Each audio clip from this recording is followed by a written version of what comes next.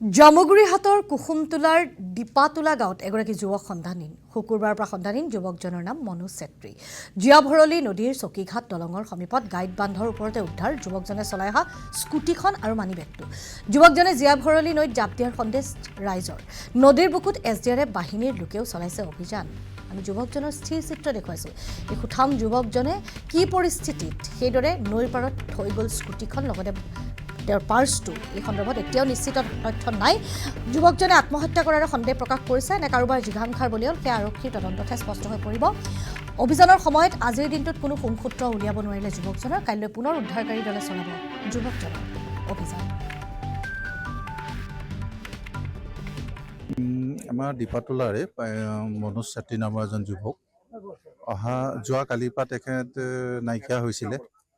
তাৰপৰা আজি দিনত গম পাইছে এই নদীৰ কাষতে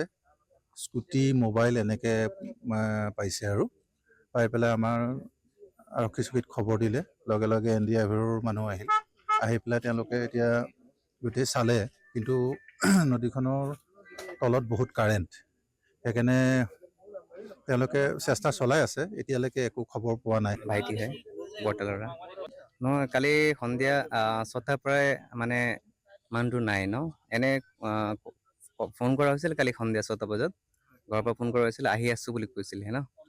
তাৰ পৰা 7টা 6:30 পৰা মোবাইলটো ছুইচ অফ আছে মানে ৰাতি মোবাইল ক'ৰবাৰ ঘৰত গৈছে কাৰোবাৰ ঘৰত ন তেনেকৈ ভাবি লগৰ ঘৰত গৈছে তেনেকৈ ভাবিলে আমি তাৰপিছত তেনেকৈ এনে এইটো কৰা নাই ৰাতি আৰু ৰাতিপুৱা যিহেতু মোবাইল ছুইচ অফ পুৰা এতিয়া আপোনাৰ 20 ঘণ্টামান হৈ গ'ল ছুইচ অফ আছে মোবাইল তাৰ পৰা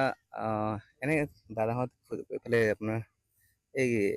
ইফালে গৈছে দোলাবাৰীৰ ফালে খুজিব গৈছিলে সেইটো নাপালে আৰু ন ইফাল সিফাল পুৰা খুজি আছে বিচাৰি আছে আমিও পুৰা বিচাৰি আছোঁ এতিয়া আহি দেখিলোঁ যে স্কুটিটো ইয়াতে আছে আৰু মোবাইল আৰু চেইনটো তাতে পৰি আছে ন